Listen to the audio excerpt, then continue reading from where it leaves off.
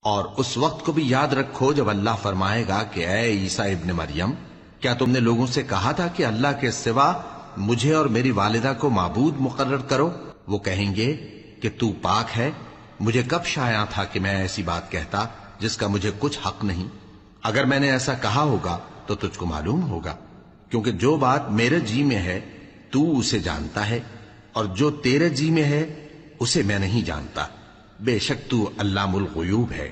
میں نے ان سے کچھ نہیں کہا بجز اس کے جس کا تو نے مجھے حکم دیا، وہ یہ کہ تم اللہ کی عبادت کرو جو میرا اور تمہارا سب کا پروردگار ہے، اور جب تک میں ان میں رہا ان کے حالات کی خبر رکھتا رہا۔